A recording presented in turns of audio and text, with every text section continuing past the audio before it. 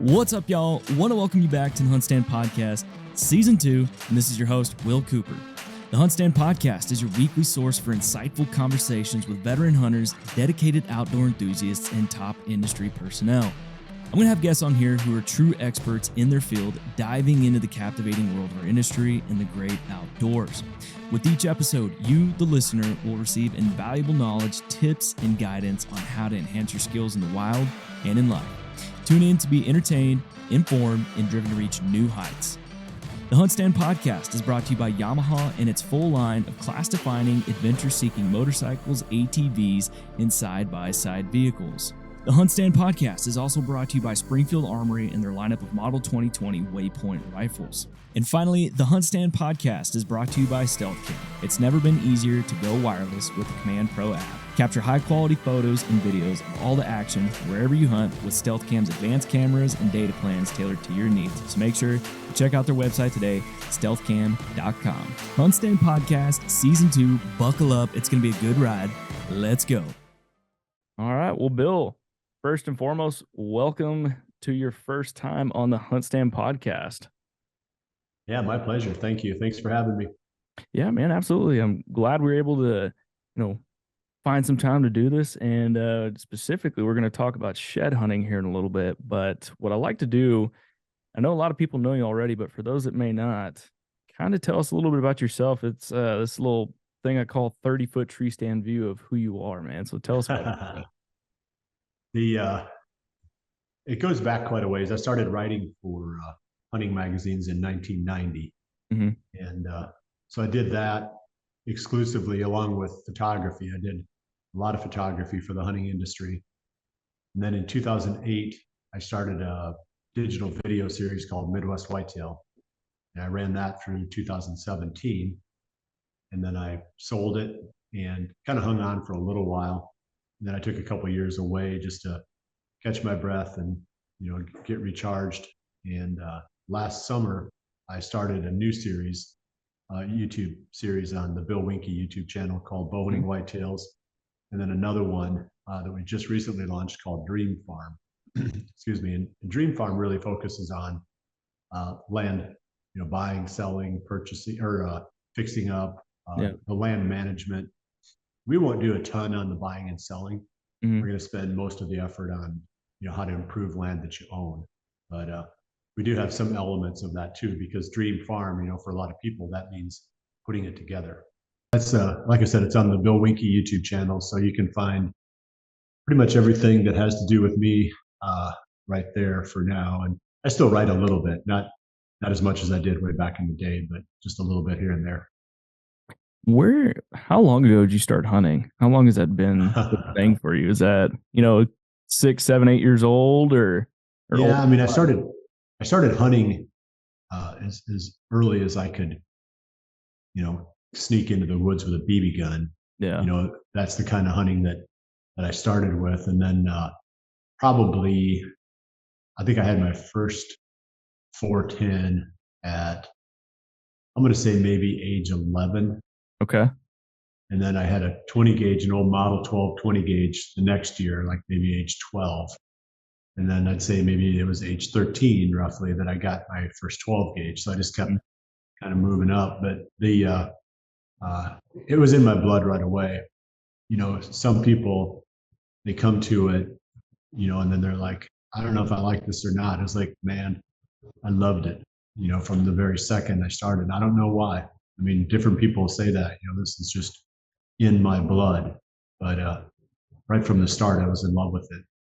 And I loved fishing too, but for some reason, hunting was just something else, above fishing even for me. Yeah, it's kind of funny. We've all got similar stories, I would say, in the hunting industry. For a lot of us that work in the hunting industry, that's kind of a thing I've seen getting to do a lot of these podcasts. Is it seems like that's the start, or some people even got to it later in life and now they have that career. So when did you first pick up a bow? I know I didn't have a driver's license yet. You're going to laugh at what inspired bow hunting, because I didn't know any bow hunters, and but I loved reading the Edgar Rice Burroughs Tarzan books. Okay. And Tarzan killed a bunch of stuff with a bow. Yeah. And I thought, well, if Tarzan can do it, then surely my 14-year-old mind equated that I could do it too. So I saved up whatever money I could, and I ended up buying a Bear Whitetail Hunter. Do you remember that bow? I mean, that might be way before your time, but no, the old school wheels, right? Okay, yeah. So it was one of the first truly mass appeal compound bows, and so I bought that when I was 14, and I owned it for a few years. Never killed anything with it.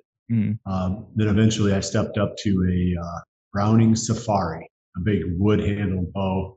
The grip was like one. You had to use two hands to hold the grip. It was monsters, dude. They were giant. The riser was solid wood, so the grip was huge. So that was bow number 2, and I've still got it.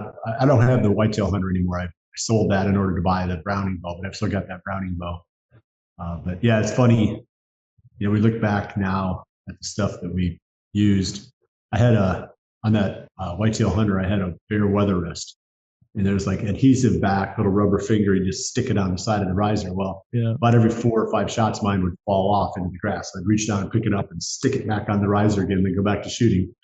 And no sights, shooting fingers, of course. And I'm trying to think what year that would have been. Probably, let's see, 76, 77, somewhere in there. So pretty early in the popularization of compound bows, and the accessories weren't much. I think it was, like I said, a little rubber self-adhesive back rest, and shooting Easton 1819 or 1918, the arrows weighed almost as much as the bow, just logs. So it was obviously a way different than our experience today. And I didn't know anybody that bow hunted. And even when I went off to college, I only knew one person, like personally knew only one person who had ever killed a deer with a bow. And that would have been 82. So even as recently as 1982 in Iowa, there just wasn't common at all. No. So the learning curve was, you'd say it was steep, but that would assume that you're learning something. So I'm going to say it was flat, because we weren't learning anything. we went dealing and just failed. Like every kind of way you can think of failing, we failed, never succeeded. So there wasn't much of a learning curve. It was just flat failure. But it again, it was just in my blood. Something about the arrow in the air, and you've heard people like even Ted Nugent has said, the mysterious flight of the arrow. Yes. Just something about the arrow that really drew me. And I shot some deer with the gun over the years, but it always came back to bow hunting for me. Same here. Well, no, man, the thing you're known for, of course, is deer and deer hunting. And so what I want to talk to you about today is shed hunting, and not specifically, obviously we like to do it for fun. It's a great way to get kids and family in the outdoors or do it with friends and buddies. But I also want to talk about the implications of shed hunting and more or less what's the purpose behind it rather than just having fun. But to kind of get us started, you've got your own farm. Kind of run us through, some different ways that you like to attack shed hunting as soon as that first snow melt starts to happen. I had a really, really good shed hunting mentor, if you want to call it that. A guy named Lee Murphy. Anybody that knows Lee, they'll start chuckling right now. I mean, Lee had some kind of a disability pension from his whatever he had been doing prior, something with the railroad. So he didn't work. So he would literally spend 2 months a year, plus just shed hunting every day. Wow. So Lee knew everything about shed hunting, and he made it really simple. He said, "Well, where are the deer right now?" I'd say, "Well, they're in like these three locations." He said, "Well, that's where you're going to find the antlers." So I was like, "Well," it pretty much simplified it. It's like, "Well, they're bedding up here, and they're feeding over here, and they're using these trails in between." And he said, "Well, go to those places." He said, you don't need to walk every corner of your farm, just hoping to trip over an antler somewhere. Focus on the places where you know the deer are living now. And one of the things he keyed on was fresh droppings. He said you can look at sign and be distracted maybe by old sign, but his whole thing was, you show me fresh droppings and I'll find you some shed antlers. So that was kind of his mentoring, and for sure that's worked. I wouldn't call myself a great shed hunter, but that's what I fall back on. I'm just too impatient. I do want to wander, every last corner of the farm. I'm looking up in the trees trying to figure out, would this be a good spot for a tree stand? And I might step on it on an antler. That might be how I find it. But the guys who are really good at it, they do what Lee was saying is they figure out where the deer are at in, say, late January through mid-March, and that's where they spend their time. Now, is shed hunting something, you talked a minute ago, you're not the greatest at it, but is it one of those things that you do, like you see some people across the nation that they might have like shed hunting parties, or, they're going out and doing it every year. Obviously there's purpose behind, but is that something that you do at all out on your farms, as you get the family, friends, coworkers out there and y'all just go after it? Yeah, I had on the farm that I sold, that farm had a lot of deer on it in its prime, a lot of bucks. I mean, it was kind of a dream farm, so to speak. We're talking about that topic, but I didn't want the antlers just to go to waste. So I had a group of neighbors, and they would walk it, and they would make big parties out of it. They'd have their family. So it wasn't my family that was focused on it, or me. I might be in my office working, and they'd be out walking my farm. But I remember the best year, they found 176 antlers, and I think they found 3 of them that were over 80 inches. Might have been even more than that. Wow. One that was over 90 inches, a clean 5-point side. Just some giants, that made you wish that you were a shed hunter, because finding stuff like that's like finding gold. But I just didn't have the patience for it. I was so busy, for a lot of that time. I mean, somebody had to pay for that farm. That was the problem. It's one thing to say, oh, I want the stream farm, but then you also got to figure out how to pay for it. So I spent a lot of time working when I would have liked to have been out there playing. But that was kind of the farm in its heyday. And I would always keep the standing rule that, they had to show me every antler, tell me where they found, obviously whichever ones I was interested in, if I wanted to keep one, or however many I could. And I don't think I ever kept any during all that time. I think I let them keep the antlers, but sometimes I'd hold on to them for a few days or a few weeks or whatever, and next time I saw them, I'd give them the antlers back. No. For me, some people just love sheds, like the antlers. Yeah. And I love hunting the deer. So, for me, once the deer is dead, he's a whole lot less interesting to me. So the antlers are only like that carrot that gets me into the chase. And once the chase is over, I'm still proud of the deer that I've killed, but a lot of it's just being in the right places, hunting areas with great genetics, great age structure. It's not really a measurement of how good you are as a deer hunter. It's fun though. I mean, I'm not going to say that killing a deer with big antlers isn't fun, but you hate to take that too seriously. So I try not to put too much emphasis on the antlers, I guess is my point. Tried not to put too much emphasis on the sheds either, even though they were cool. To me, the chase, the pursuit, that's what I was really addicted to. So you say you're not worried about the antler, but you're more concerned about the story that it tells you where you find it, though. Right? That's right. There's a whole purpose behind that. So kind of tell us about that purpose. I'm going to tell you a shed hunting story first, because I have been a serious shed hunter once in my life. And there was a really big deer living on the farm. Anybody that followed Midwest Whitetail would remember, I'm sure, some of these stories. But he was a big, giant, typical 5x6. I didn't know exactly what he'd score, but I figured he was over 200 inches. And would have been 2011, uh, that winter after the 2011 hunting season. I wanted those antlers. So I kept running trail camera over a little small pile of corn Mm-hmm. in that Buck's core area. And I would check it every day. I'd go in there at noon, pull the card, and almost every day he was on there, with both sides.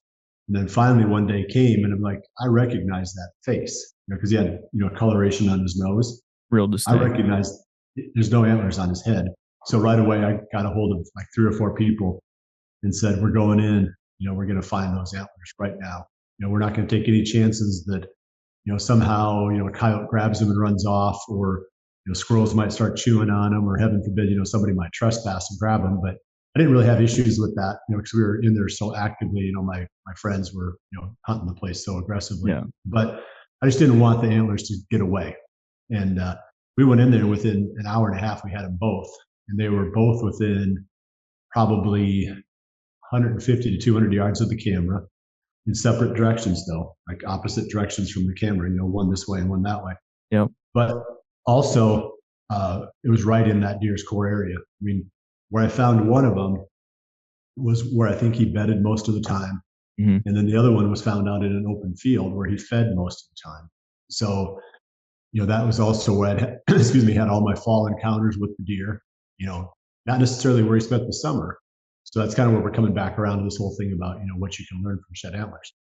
But that's where I had all my fall encounters.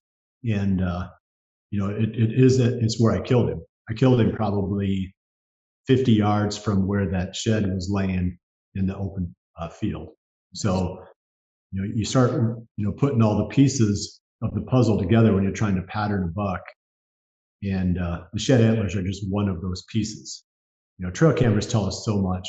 Mm-hmm. We don't hardly have to really guess, too much beyond that. But where the deer sheds usually is where he spent the fall. Not always. Sometimes they'll move for food, but it's most times in my experience, somewhere in that buck's fall range, and that means that's probably where you're going to find him next fall, because they have kind of a summer range and a fall range, and most people will get, not most, some people will get confused.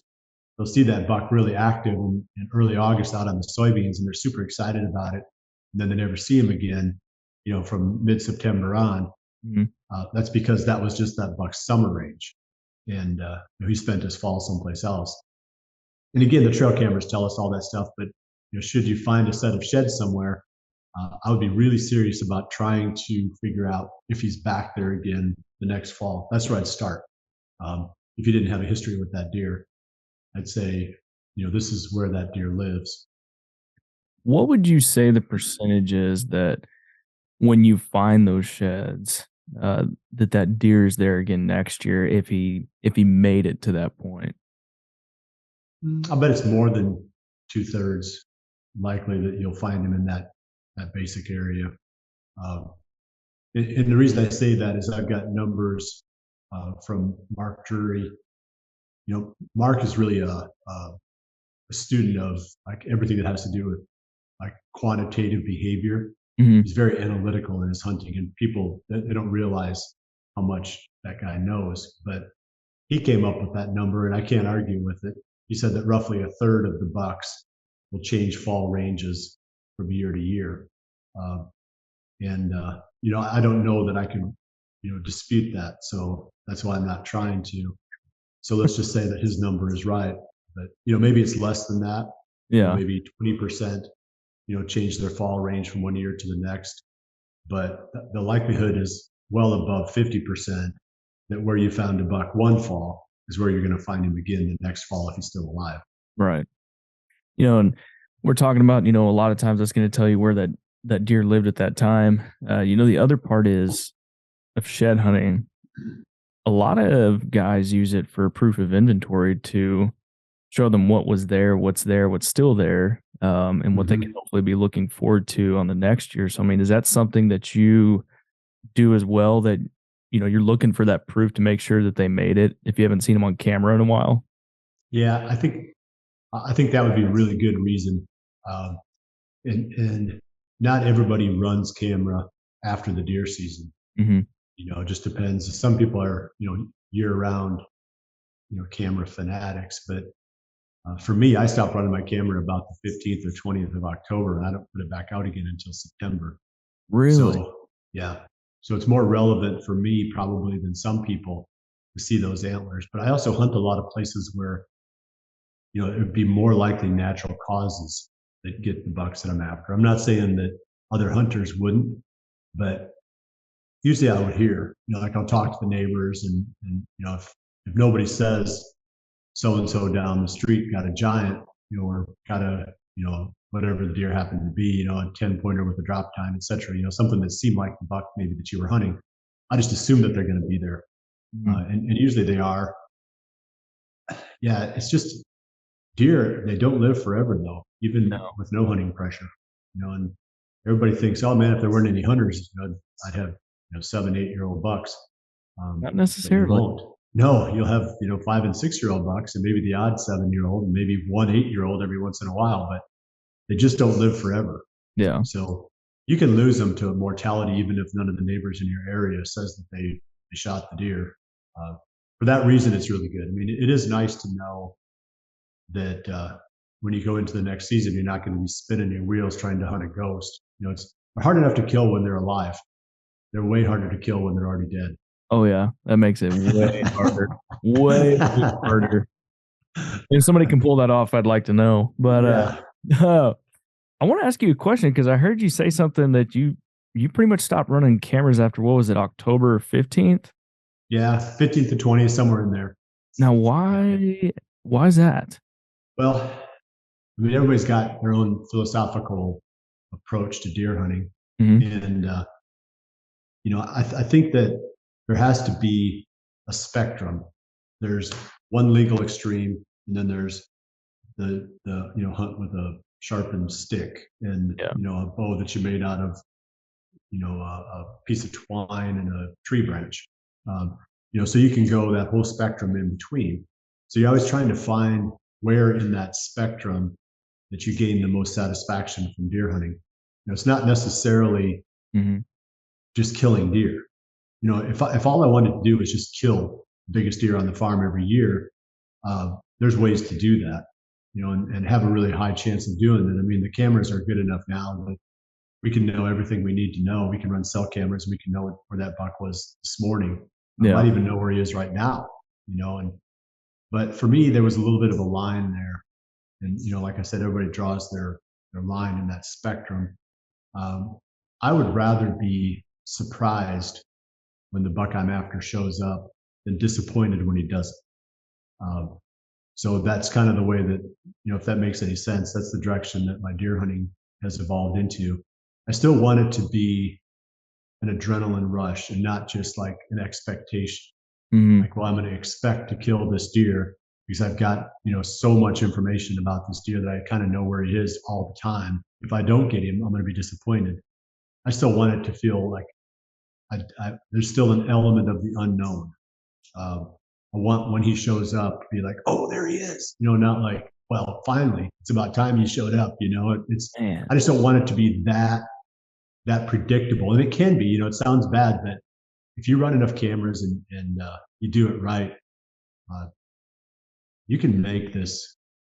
They got to be there. The deer have to be there. And that's the biggest challenge. Like I've always said, the hardest part about killing a 6-year-old buck is having a 6-year-old buck on your hunting area. Once he's there, he's not that much harder to kill than they might even be easier to kill than some of the other bucks because of the way that their behavior changes as they age. I've seen them become very, very easy to kill once they get past a certain age. So that's not it. It's you want it to be that excitement of having that deer show up, and then your jaw drops, and then your pulse goes up, and you're like, there he is, rather than like I said. But that's just me, and I surely don't push that on anybody else. If it's legal, I'm all for however you want to do it. But that's just how I like to do it. Man, I can learn it. All I need to know, all I want to know, is which part of my hunting area he's living in. And I know that by the 15th or 20th of October. I don't want to know more than that. Yeah. The rest of it, I want to try to figure out the old way, like put the time in, look for tracks, look for rubs, look for scrapes, where's a good bottleneck. I don't want to have a camera behind every bush so that I know exactly where he's at. I want it to be somewhat of an unknown yet.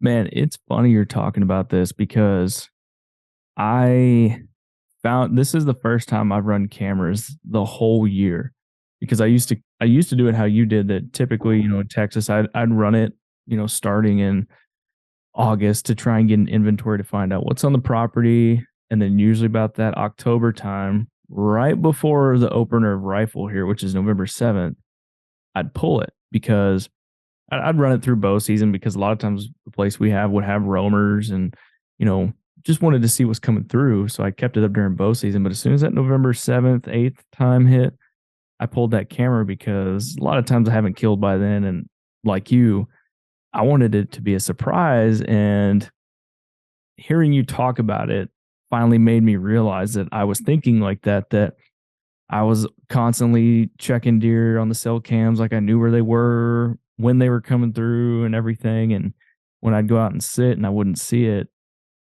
I had these unrealistic expectations. And like you said, when the deer finally came, it's like, oh, finally, wasn't Yeah. that surprise anymore. So it's got me thinking like, man, I want to get back to that mindset of really using it for that inventory purpose, finding out when they're on the place, know what time of year they're there. And then, like you said, kind of do it the old school way from there. Well, and I think you could still be very successful that way. Yeah. Um, it just maybe takes a little bit longer, but I feel like for me at least, and again, I'm not going to speak for anyone else. If what they're doing is legal, more power to you. Right. But it just makes the hunt more satisfying for me. Yes. I only want to know that I'm spending my time in an area that has a shooter. Yes. Because maybe that's the most frustrating part is you've only got so many days in the season, whether you're hunting, a week of vacation or whether you're hunting, 30 straight days all through the rut, you still only have a finite amount of time. No. And you don't want to invest that time in a place where there's low likelihood of there being any kind of a buck there that you would shoot. That's Right. all I need to know. I just need to know that there's one here that I'd be happy to shoot. I don't Exactly. need to know exactly where he's at. But just know he's in the vicinity. Yeah, because then you're hunting him. Mhm. And that's the fun part. You're gonna, if you think about the chase, we talked about that. It brings out the best in you, because then you do all the stuff that you're supposed to do. Like you're quiet. You're doing, sneaking in by the best route. You're glassing ahead with your binoculars to make sure you're not going to bump something, as you head towards your tree stand, etc. You feel like you're so engaged, like you're really connected to this hunt. Well, to me, that's the fun part. And all I have to know is that there's a buck here that I would like to shoot. Then you put a lot more of that kind of energy into it rather than just getting sloppy and you just don't know. I mean, I used to get frustrated before the camera days. You'd hunt for maybe 20 days in my case and not see much. Mm-hmm. You start to get pretty dang sloppy, because you don't even know if there was a shooter there to begin with. Yeah. Let alone there still is. So yeah, I think that's the really a good healthy role for me for the cameras. I think a couple people might agree with you as well, especially with those like myself who ran it this past year and had that expectation like you talked about. So, we're talking about the bedding areas and finding out where these deer were. Talk to the listeners a little bit about, you find that shed and it's in an area that you want to hunt. So what I'm getting at is when you find that shed, how are you looking at the area from either boots on the ground perspective or from a computer's perspective or, in this case, a HuntStand app perspective, right? But how are you looking at that to approach the next fall? Well, again, this is more of an evolution of my own philosophy of deer hunting. I feel like you have to be hunting spots where the deer don't know that you're hunting them. Okay. So that's rule number one is like, let's say I figure this deer spends a lot of his time in an 80-acre area. Mm-hmm. Now I'm trying to figure out whether I'm pulling up the app and studying the aerial photos, the topo maps, some of the other layers on there, some of the crop history, et cetera, et cetera. There's so much information there. That's what people don't get about that HuntStand app is there's layer upon layer of information that you can pull. Yeah. It's not just an aerial photo. So I'm trying to learn as much as I can about that area, with the maybe not trying to figure out where he's going to be necessarily, but how can I get in and out of the area where he lives without him knowing. So that's really what that's the real heart of the hunt. And to me, that's the chess match. That's the fun part. That's the game that I enjoy playing, is how can I hunt a buck for a whole season without him knowing? Yeah. And that's why it's fun to pick one deer too, if you can, because it becomes a personal quest then. And being able to put that puzzle together, it starts with knowing roughly what area he lives in. The next step is almost the last step, and that is, where can I hunt him without him knowing? And obviously there's a lot to that. That's where the whole the meat and potatoes of hunting whitetails is, how do I hunt him without him knowing? I mean, we could write 50 books about that. Oh, absolutely, we could do that. Gosh. So, you find the shed and you're looking at this area, you're learning it, and you're trying to figure out how to hunt that deer without him knowing, right? I mean, let's talk about that meat and potatoes a little bit. Like, give the listeners kind of I guess you could say a 30,000-foot view of what that meat and potatoes looks like. I think, I were talking before the podcast that, when you find that shed, you're kind of looking at different areas like the creeks and ditches and ridges and saddles where you found that shed, and approaching it for the next year. I mean, how does your mind kind of begin to turn when you're looking at that? Well, and it's sort of the same. If you're hunting sheds, what you're really doing is postseason scouting. And that's why I'm such a bad shed hunter, because I'm really scouting 90% and shed hunting 10%. The antlers are just an excuse to get me outside doing what I should be doing. And that's figuring out what are the entry and exit routes for me into this area. So I'm scouting backwards. It's kind of the song that I sing a lot is, scout backwards. Don't look for sign and figure out how to hunt it. Look for the bulletproof entry and exit routes, and then look for the best spots along those. Because, let's take that 80-acre area. Yeah. You've got a 5-year-old buck on there that's in there quite a bit. Maybe he spends 40% of his time in that 80 acres. He's on his feet during the day one day. How many trees did he walk upwind of during daylight that he was on his feet? 100, 700, 1,500. So there's not one best spot to kill him. You can kill him a lot of different places. Maybe there's some spots that the odds favor, because maybe there's some funnels. He's more likely to go a certain way through them, or, whatever. But he has to be on his feet in daylight for that to work. He's only going to be doing that if he's moving naturally, which means he can't know that you're hunting him. So I don't focus on, where to sit as much as I focus on how to get in and out, because then if he's on his feet, time is on your side. Another analogy, and I started doing a lot of land consulting, with people, and I'm always trying to maybe challenge their thinking about, how do you hunt your farm? Another analogy I use a lot is, let's say you've got a little flat sandstone rock. You want to make a hole in it, and you've got a lot of options. Like, well, the hammer would make the quickest hole, but the likelihood of busting that rock up into 12 pieces without getting a nice clean hole is pretty high. And that's when you find the hottest sign and you go plunging into the middle of your 80-acre area. You're taking the hammer to the sandstone, trying to make a hole in it. Well, what if you just took water and poured it, real, out of a cup? And it just, over time, it just erodes away. And then, granted, it's not a hunting season, but let's just use that analogy. Pretty soon you've got a hole through it and you haven't broken that rock. So that's kind of where I say that, you're just trying to do it in a way that you're not breaking your hunting area and letting time be on your side, rather than trying to force things. The only time I think it makes any sense to force is when you're running out of time. That your hunting vacation is almost over, or there's going to be a van load of people coming into the public hunting area this coming weekend, maybe I should make my aggressive play now. Other than that, I'm always thinking in terms of how can I hunt this area without the deer knowing, and then just letting time, work in my favor. I like it. I like it. Speaking on pressure, I think a lot of people probably they look at shed hunting through a couple of different windows.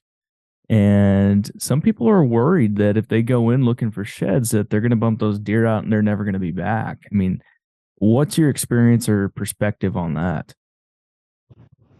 They'll come back. The only risk you've got there is, I know guys that hunt them in like public parks and stuff, where they don't have access on the private land around there.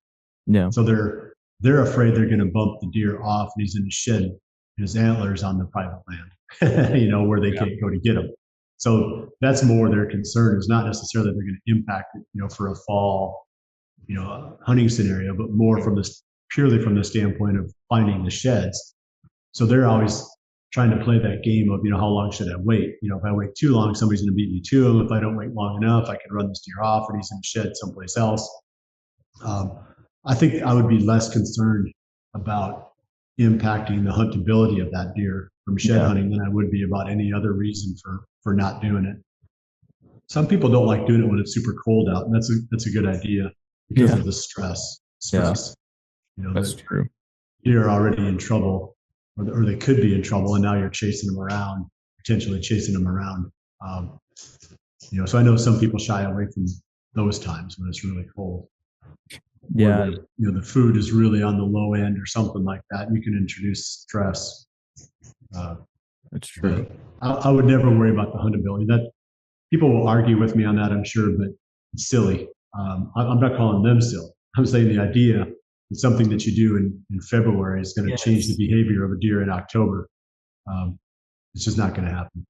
And I'm right there with you, because I mean, I've been on some ranches here in Texas that March and April we're hunting on that property for turkeys, and landlord's like, "Oh, don't go back here to this area." And it's like, "Well, why is that?" "Well, that's the bedding area. That's where the deer always are. And if you go in there, it's going to screw up my hunting for the fall." I'm like, "Is it really though?" That's like 6 or 7 months away. I know. In Texas, that might be 8 or 9 months away. Yeah, like that deer's not going to remember that. He's just going to hear a really horrible sounding turkey come through here, and maybe a boom or a bang later on. Yeah. No, I think if you're in there all the time, during the off season, I'm not saying that, if you shed hunted, 30 straight days in a buck's bedding area, that maybe you wouldn't have some long-term effect on him, but just making a few passes through, if they were that sensitive, I don't know where they would live, because there's almost no place in the real world where there's no human interaction. They all live in Canada probably. Yeah. So I kind of want to talk about looking at shed antlers from a health perspective. If a deer has a pretty bad break, let's say, it's an indicator of that deer's health. So have you ever had an instance where you've recovered sheds and you have found essentially a reoccurring theme of bad breaks indicating bad health? Has that kind of shifted your focus when it comes to planning and preparing food and nutrients for the fall at all? I think some of that is genetic, like antler density. But I don't know enough about that one to answer from that standpoint, but I will take it on a different tack, and that is the health of the deer when he sheds. Yeah. Sometimes you'll find really early sheds, and that is something to be nervous about. If they're shedding in December, for example, in the Midwest, I've seen some deer do that. Just genetically, they're wired to do that. That's just their timing.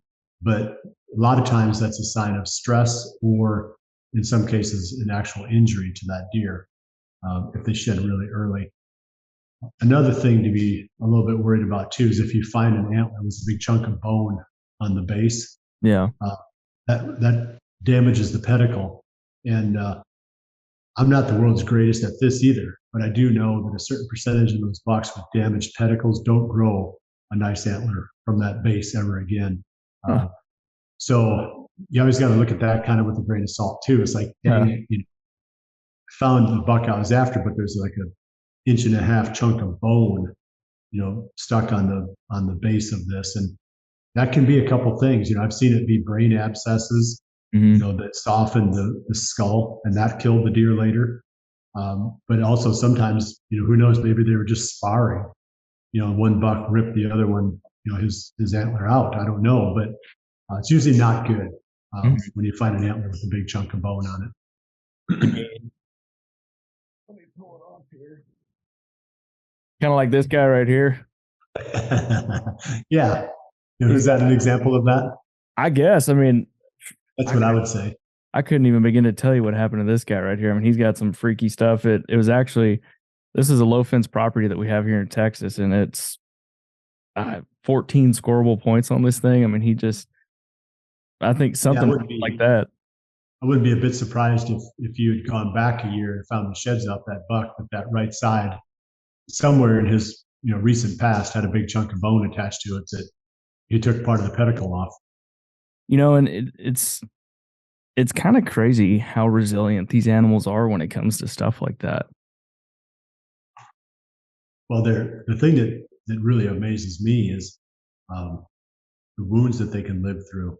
Mm-hmm. And I'm not even saying like human inflicted. We had a buck, I don't remember the year, maybe 17, maybe. It showed up in the food plot in early November, and he had a gash from, basically just right underneath, his chin, all the way down to the point of his brisket. Wow. Where the little tuft of hair is. Mm-hmm. It was laid open, and it was all green for that whole stretch. Oof. And when he walked, he couldn't run. He would walk, and just like the green stuff would just like fall off there. It's just nasty. And I thought, he was a nice 10-pointer, probably would have scored maybe 130, 135, And I thought, man, I really should just shoot that deer. But, if I shoot every one I see that's a little bit wounded, I'm not going to have any tags left for, nature runs its course. Yeah. And it doesn't mean it's my job to be, nature's executor. Mm-hmm. So I let him go, and we saw him and we found his antlers early drop, like we're talking about. Got trail camera pictures of him in January, and his neck was about that big around. It just had shriveled right down to nothing, just basically the bone and maybe a little bit of meat, but the skin had started to kind of, whatever happened there, whether the skin pulled together, which I doubt, but he started healing. Well, then that next fall, there was an 8-pointer in that buck's range, and I thought, gosh, he's got a familiar look to him, but I couldn't put 2 and 2 together. Yeah. And then the next year, he showed up again as a 10-pointer, and I got a lot of pictures of him, exactly almost identical to the way he looked the year that he got tore up. He had the great big scar running all the way zigzagging down his front of his neck. And I had a camera. Well, that 8-pointer was him. Anyway, coming back around to, we figured out that 8-pointer was him.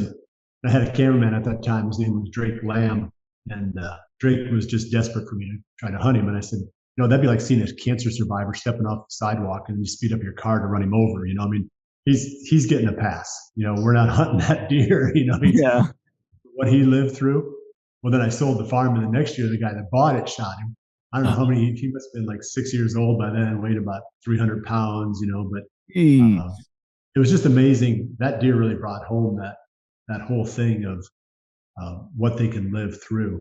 And I'm sure that everybody's got similar stories to that of bucks that they've seen that pulled through some of the nastiest stuff. But he was every bit the man that he was supposed to be when the guy finally killed him. I mean, he was the real deal. Yeah. But he went a couple of lean years in there. When we come to sheds and we've talked about health and we've talked about the purpose behind what they're telling you as land manager, the bow hunter, rifle hunter, deer hunter, whatever you want to call yourself. But is there anything else that you're looking at for a shed to tell you after you found it? Not me personally. I think before the trail cameras, I think that sheds they had more of a story to teach. trail cameras have kind of trumped everything now. I mean, we can be lazy in a lot of other stuff, Yeah. the scouting, shed hunting, all that stuff. And then the trail cameras bail us out, because they teach us all the stuff that we would have had to learn, the old fashioned way otherwise. So I might be the wrong guy to ask on that. I know there's biologists that probably have a better answer to it. Like if they look at the antler and it's got these characteristics, that means this. Mm. I don't know. I don't know that stuff, I guess. That's a whole different world, man. That's a world that I opened up the can of worms on last year and dove into and had no idea. Like, I was talking with Brian Murphy. Did you know, for instance, that deer antlers, they're actually considered a form of cancer growth? Hmm. Yeah, I never knew that, and apparently they're somehow using it for research to see if it can somehow cure cancer in humans. Really? Yes, I had no earthly idea that was Then even the case. pretty soon we won't even be able to find a buck with more than 6 points on him because everybody's going to be shooting them and grinding up their antlers. Yeah, and isn't that the truth? We're gonna start having, oh god, antler Yeah, just on the black. antler farms. Well, they kind of do have antler farms already. Yeah, With what's the aphrodisiac? Is that elk antler or elk velvet or something? I That think the so. Yeah. So I mean, I've never tried it myself, so Yeah. don't quote me.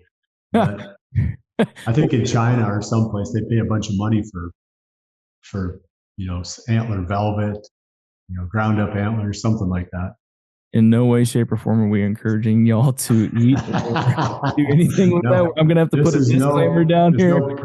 no personal testimony, just something I heard. Yeah. So I know we're running out of time here, but kind of let's wrap it up for the listeners out there. When it comes to shed hunting, obviously it's fun. Like we talked about, great way to get family, friends, other people out in the outdoors and just looking for those sheds. Any final purposes for yourself when it comes to shed hunting? The implications of it. We've talked about inventory. We've talked about, different things from verifying deer and helping you with scouting for the fall. Any last golden nuggets you want to share with the listeners? I just think it's a nice time of the year to be out. People are looking for excuses after the winter. We've all got cabin fever by April, February, March. Mm-hmm. And you get that nice 50-degree day with the sun shining and those south-facing slopes have opened up. There's nothing better than just putting on your favorite boots and going for a walk. Mm-hmm. So, that's one reason. Another one, I think, truly is one of the things I said earlier. It's just a motivation to do what you should be doing anyway, and that's postseason scouting.